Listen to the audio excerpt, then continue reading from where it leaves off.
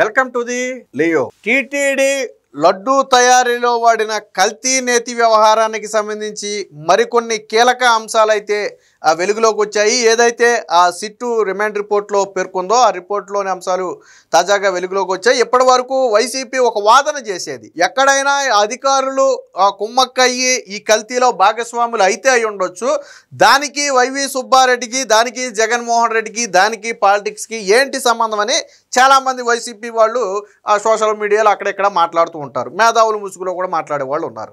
అయితే ఈ ప్రశ్నలన్నిటికీ కూడా ఈరోజు సమాధానం దొరికింది. సాధారణంగా వాళ్ళ ఉద్దేశం ఏంటంటే వైవి సుబ్బారెడ్డికి తెలియకుండా ఏదైనా జరిగిందేమో, అధికారుల స్థాయిలో ఏదైనా జరిగిందేమో చైర్మన్కి తెలియకుండా అనేది వాళ్ళ వాదన. కాదు, వైవి సుబ్బారెడ్డికి తెలుసు అని ఎవరైతే ఆ ఇటీవల ప్రొక్యూర్మెంట్ జనరల్ మేనేజర్గా ఉండి, మాజీ జనరల్ మేనేజర్గా ఉండి అరెస్ట్ అయినటువంటి సుబ్రహ్మణ్యం ఉన్నాడో ఆయన తన విచారణలో ఒప్పుకున్నాడు. ఎస్, వైవి సుబ్బారెడ్డికి నెయ్యి కల్తీ జరిగిందని తెలుసు. ఎలా తెలుసు అంటే స్వయంగా ఈ సుబ్రహ్మణ్యమే వైవి సుబ్బారెడ్డికి ఈ ట్యాంకర్లలో శాంపుల్కి పంపిన నెయ్యి కల్తీ జరిగిందని చెప్పాడు. చెప్పినప్పటికీ వైవి సుబ్బారెడ్డి ఎటువంటి చర్యలు తీసుకోమని ఆదేశించలేదు.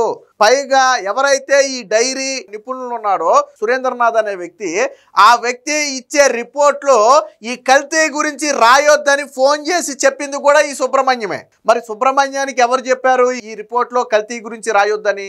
ఎందుకు రాయొద్దన్నారంటే వాస్తవానికి వీళ్ళు శాంపుల్ పంపిన తర్వాత ఆ ల్యాబ్ రిపోర్ట్ రావడానికి బాగా లేట్ అయింది. ఈ లోపు ఏం చేశారు వీళ్ళు, టీటీడీ లడ్డులకు నెయ్యి అవసరం కదా, సో అలాగని ఎక్కువ రోజులు ట్యాంకర్లను అక్కడ పెట్టుకోలేరు. సో ఈ రిపోర్ట్ వచ్చేలోపు ఏదైతే అదైందని చెప్పి ఈ ట్యాంకర్లు వాడేశారు. ఎప్పుడైతే ఈ ట్యాంకర్లు వాడేసిన తర్వాత అది కల్తీ అని తెలిసిందో వెంటనే ఏం చేశాడు ఈ సుబ్రహ్మణ్యం, సురేంద్రనాథ్ అనే వ్యక్తి ఈ డైరీ నిపుణులు అతనే రిపోర్ట్ ఇవ్వాలి. సో ఆ టెస్టులన్నింటినీ బేస్ చేసుకుని ఒక రిపోర్ట్ ఇవ్వాలి.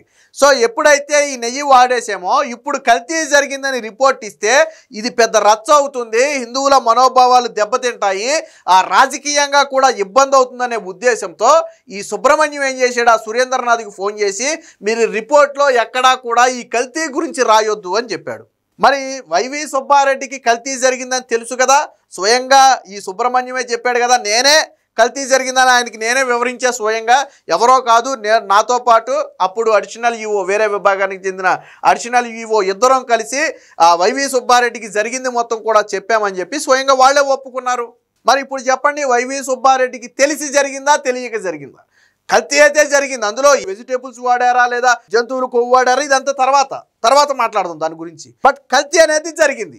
ఆ రిపోర్ట్లోనే నెయ్యి కల్తీ అని వచ్చింది. విచిత్రం ఏంటంటే 4 ట్యాంకర్లలో 4 శాంపుల్స్ పంపినట్టున్నారు, 4 ట్యాంకర్ల శాంపుల్స్, 4 ట్యాంకర్లు కూడా కల్తీ అనే వచ్చింది. కానీ అప్పటికే ఈ రిపోర్ట్ రావడం లేట్ అవడం వల్ల ఏం చేశారు, వీళ్ళు వాడేసిన తర్వాత రిపోర్ట్ బయటకు వస్తే అప్పుడు ఇంకా రాజకీయంగా కూడా పెద్ద దుమారం అవుద్ది. సో అది వైసీపీని కూడా దెబ్బతీస్తుంది, టీటీడీ ప్రతిష్టను కూడా దెబ్బతీస్తుంది, హిందువులు కూడా యాంటీగా మారే ప్రమాదం ఉంది. కాబట్టి ఏం చేశారు, ఈ పచ్చి నిజాన్ని తొక్కుపట్టారు.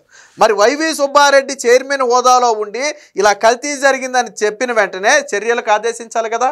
సిట్ అది కూడా ప్రశ్నించింది, వాళ్ళ మీద చర్యలు తీసుకోమని ఎవరైనా మిమ్మల్ని ఆదేశించారా కల్తీ చేసిన సంస్థల మీద అంటే ఎవరు ఆదేశించకపోతే సుబ్రహ్మణ్యం మాత్రం ఎందుకు చర్యలు తీసుకుంటాడు? వాస్తవానికి వీళ్ళందరూ కూడా ల్యాబులు పరిశీలించకుండా అటు బోలే బాబా కావచ్చు, వైష్ణవి కావచ్చు, మాల్మంగ కావచ్చు, ఏఆర్ కావచ్చు, ఈ 4 డైరీలను ఫెసిలిటీస్ ఉన్నాయా లేదా అని పరిశీలించే నిపుణుల బృందం అంతా కూడా వాళ్ళిచ్చే మొబైల్ ఫోన్లకి, వాళ్ళిచ్చే డబ్బులకి, వాళ్ళిచ్చే వెండి కాయిన్లకి లొంగిపోయి అక్కడ పరిశీలించకుండానే ఏమీ లేకపోయినా అన్నీ ఉన్నట్టుగా రిపోర్ట్లు ఇచ్చిన వ్యక్తులు కూడా వీళ్ళే. ఈ సుబ్రహ్మణ్యం కూడా అందులో వన్ ఆఫ్ ది మెంబర్. అలాగే ఫుడ్ సేఫ్టీ ఆఫీసర్ నుంచి వచ్చినటువంటి వ్యక్తి కూడా వీళ్ళతో కుమ్మక్క అయిపోయాడు. సో దీనికి సంబంధించిన వార్త ఒకటి వచ్చింది, ఒకసారి చూద్దాం. నెయ్యి కల్తీ గురించి వైవి సుబ్బారెడ్డికి అప్పుడే చెప్పా, అప్పటి డిప్యూటీ ఈవీతో కలిసి వివరించా, సిట్ విచారణలో అంగీకరించిన మాజీ సీఎం సుబ్రహ్మణ్యం. సో విషయం క్లియర్ కట్, వైవి సుబ్బారెడ్డికి తెలియకుండా జరిగిందేమో అనేది అబద్ధం, ఆయనకు తెలిసే జరిగింది. సో కల్తీ జరిగిందని తెలిసి కూడా వైవి సుబ్బారెడ్డి ఎటువంటి చర్యలు తీసుకోలేదు అంటే ఏ స్థాయిలో దీన్ని తొక్కిపట్టారో అర్థమవుతుంది. ఇప్పటి వరకు వైవి సుబ్బారెడ్డికి సంబంధం లేదనే వాదన తీసుకొచ్చింది. ఫస్ట్ వైసీపీ అసలు కల్తీ కాలేదంది, తర్వాత ఏమో మీ జంతువులు కొవ్వు అన్నారు, ఇప్పుడేమో వెజిటేబుల్ ఆయిల్ అంటున్నారు కదా అన్నారు. తర్వాత ఏమో ఒకవేళ జరిగున్న వైవి సుబ్బారెడ్డికి ఏంటి సంబంధం అన్నారు. కానీ ఇప్పుడు వైవి సుబ్బారెడ్డి సంబంధం కూడా బయటపడింది కదా. స్వయంగా అప్పటి ఈవో అడిషనల్ ఈవోతో కలిసి నేనే వివరించానని సుబ్రహ్మణ్యమే చెప్పాడు కదా. సో మరి ఇప్పుడు వైవి సుబ్బారెడ్డి సమాధానం చెప్పాలి. సుబ్రహ్మణ్యం అనే వ్యక్తి వచ్చి నెయ్యి కల్తీ జరిగింది అని చెప్పినప్పుడు ఎందుకు చర్యలు తీసుకోలేదు అనేది వైవి సుబ్బారెడ్డి సమాధానం చెప్పాలి. తిరుమల శ్రీవారి లడ్డూ ప్రసాదం తయారీకి కల్తీ నెయ్యి సరఫరా అవుతుందన్న విషయాన్ని నాటి టీటీడీ చైర్మన్ వైవి సుబ్బారెడ్డికి చెప్పానని ఇప్పటికే ఈ కేసులో అరెస్ట్ అయిన కొనుగోలు విభాగం ప్రొక్యూర్మెంట్ విభాగం మాజీ జీఎం సుబ్రహ్మణ్యం సిట్ అధికారులకు ఇచ్చిన వాంగ్మూలంలో స్పష్టం చేశారు.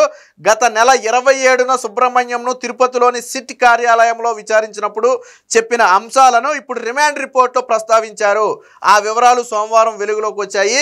2022 మే 20వ తేదీన తిరుమలలోని క్యాంపు కార్యాలయంలో సుబ్బారెడ్డిని కలవగా premier agri fruits, Vaishnavi dairy specialities, Bole Baba organic dairy ట్యాంకర్లు అలాగే టిన్నుల ద్వారా టీటీడీకు పంపే నెయ్యిని మైసూరులోని ల్యాబ్లో పరీక్షించాలని ఆదేశించారు.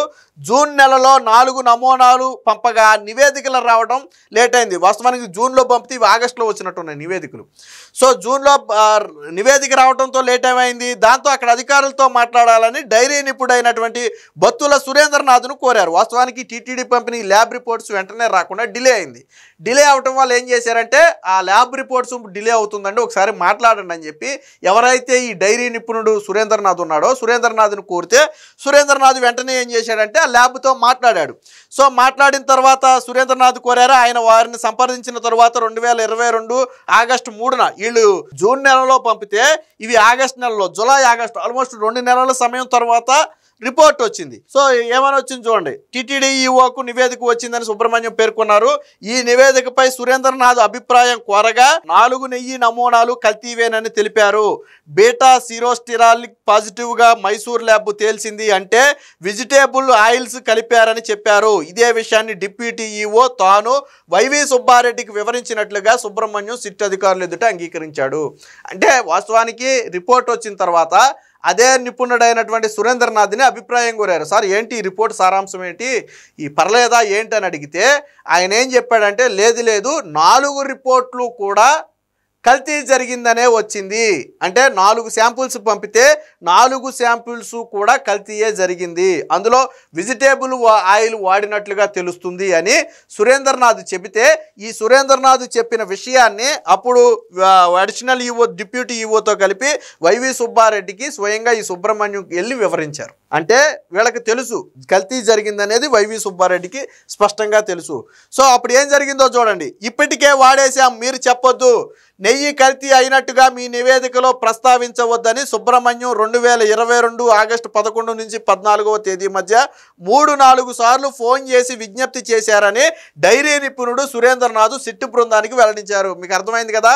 ఎప్పుడైతే ఈ నివేదిక రావడానికి 2 నెలలు లేట్ అయిందో నెయ్యి అవసరం ఉండి వాళ్ళు ఏం చేశారంటే ఆ ట్యాంకర్లో నెయ్యిని వాడేసిన తర్వాత కల్తీ అని తెలిసింది. సో ఇప్పుడు డైరీ నిపుణుడైనటువంటి సురేంద్రనాథ్ ఒక రిపోర్ట్ ఇవ్వాలి. ఆ నెయ్యి మంచిదా కాదా అనే రిపోర్ట్ ఇవ్వాలి. ఇప్పుడు సుబ్రహ్మణ్యం ఏం చేశాడు, ఆ సురేంద్రనాథ్ అనే వ్యక్తికి దాదాపుగా 4 రోజుల వ్యవధిలో 4 సార్లు ఫోన్ చేసి, అంటే ప్రతిరోజు ఒకసారి ఫోన్ చేసి ఆల్రెడీ ఇప్పటికే ఈ నెయ్యి మనం వాడేశాం కాబట్టి ఇప్పుడు ఈ నేతి కల్తీ గురించి మీరు ఎక్కడా ప్రస్తావించొద్దని కోరినట్టుగా స్వయంగా ఈ డైరీ నిపుణుడే సిట్ అధికారులకు వాంగ్మూలం ఇచ్చాడు. మరి ఇప్పుడు మనకు కావాల్సింది ఏంటంటే ఈ సుబ్రహ్మణ్యం ఎవరు చెబితే ఫోన్ చేశాడు. సురేంద్రనాథ్కి ఫోన్ చేసి అందులో కల్తీ అని రాయొద్దు అన్నాడు, బాగుంది. ఈ సుబ్రహ్మణ్యానికి ఎవరు చెబితే చెప్పాడు? సుబ్రహ్మణ్యానికి ఎవరో ఒక వ్యక్తి ఆదేశాలు ఇవ్వాలి కదా. సుబ్రహ్మణ్యాన్ని వ్యక్తి అక్కడ కేవలం ప్రొక్యూర్మెంట్ విభాగానికి చెందిన వ్యక్తి, సొంతగా నిర్ణయాలు తీసుకునే అధికారం అతనికి లేదు. సో మరి కల్తీ జరిగిందనే నివేదిక ఇవ్వద్దు అని ఎవరో ఒక వ్యక్తి చెబితేనే సుబ్రహ్మణ్యం చెబుతాడు. ఎవరా వ్యక్తి, ఎవరు చెప్పమన్నారు? సుబ్రహ్మణ్యాన్ని ఫోన్ చేసి సురేంద్రనాథ్కి ఫోన్ చేసి కల్తీ అని రాయొద్దని ఎవరు చెప్పమన్నారు? సో ఇది కూడా విచారణలో తేలాలి. మైసూర్ ల్యాబ్ నుంచి నివేదిక రావడంతో ఆలస్యం కావడంతో అప్పటికే ఆ నెయ్యిని లడ్డూ తయారీలో వినియోగించామని, కల్తీ గురించి బయటకు తెలిస్తే భక్తుల మనోభావాలు దెబ్బతింటాయని చెప్పారన్నారు. ఈ నేపథ్యంలోనే నెయ్యి కల్తీ అయ్యిందా లేదా అని తాను స్పష్టంగా నివేదించినప్పటికీ బీటా సిరోస్టిరాల్ కలిసిందని మాత్రం అభిప్రాయపడ్డానని సిట్ అధికారులకు తెలిపారంటే ఈయన ఏం చెప్పాడంటే మరి జనరల్ మేనేజర్ సుబ్రహ్మణ్యం ఫోన్ చేసి పదే పదే ఏమి కల్తీ అని రాయొద్దు, కల్తీ అని రాయొద్దు, కల్తీ అని రాయొద్దు అంటే అందులో కల్తీ జరిగిందా లేదా అనే విషయాన్ని ప్రస్తావించకుండా కేవలం ఇది కలిసిందని మాత్రం రాశాడు. వాస్తవానికి ఇది ఎవరికి తెలుస్తుంది? ఇది టెక్నికల్ విభాగానికి మాత్రమే తెలుస్తుంది. ఈ బేటా సిటోస్టిరాలిన్ అంటే ఎవరికి తెలుస్తుంది? అది టెక్నికల్ విభాగానికి మాత్రమే తెలుస్తుంది. ఎవరికి బయట మీడియాకి కానీ ఇంకొకరికి కానీ దాని గురించి తెలియదు. అందులో ఈ నివేదికలు ఏమి బయటకు రావు.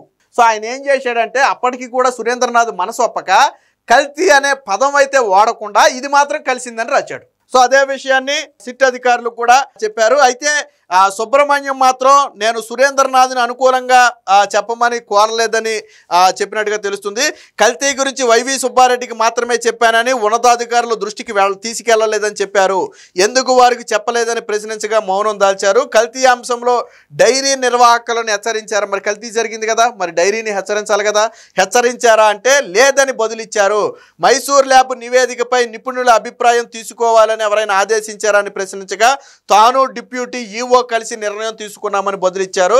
గత నవంబర్ 27న సురేంద్రనాథ్తో పాటు ఈ డైరీ నిపుణులైనటువంటి మరికొంతమంది మహేందర్ అలాగే వెంకట సుబ్రహ్మణ్యారు జయరాజురావులను పోలీసులు అయితే సిట్ అధికారులు అయితే విచారించారు. అంటే ఇక్కడ ఒక విషయం క్లియర్, కల్తీ జరిగిందనేది వాస్తవం. ఆ కల్తీ వైవి సుబ్బారెడ్డికి తెలుసు అనేది కూడా వాస్తవం. ఎప్పటి వరకు వైవి సుబ్బారెడ్డికి సంబంధం లేదని మాట్లాడిన వాళ్ళందరూ కూడా ఇప్పుడు సుబ్రహ్మణ్యం చెప్పినటువంటి లేదా సురేంద్రనాథ్ చెప్పినటువంటి వ్యాఖ్యల తర్వాత సమాధానం చెప్పాలి. మరి ఎందుకు టీటీడీ చైర్మన్ హోదాలో ఉన్నటువంటి సుబ్బారెడ్డి దీన్ని బయట పెట్టలేదు? ఎందుకు డైరీల మీద చర్యలు తీసుకోలేదు? ఈ విషయాలకు సమాధానం చెప్పాలి. సో మొత్తంగా ఉచ్చు అనేది బలంగా వైవి సుబ్బారెడ్డి మెడకైతే బిగుస్తున్నట్టు తెలుస్తుంది. ఇప్పుడు సుబ్రహ్మణ్యం అలాగే సురేంద్రనాథ్ వాంగ్మూలాలు ఏవైతే ఉన్నాయో ఇవి ఖచ్చితంగా వైవి సుబ్బారెడ్డిని అయితే ఇరకాటంలో పెట్టేవిగానే ఉన్నాయి. Please subscribe to Leo news for more videos.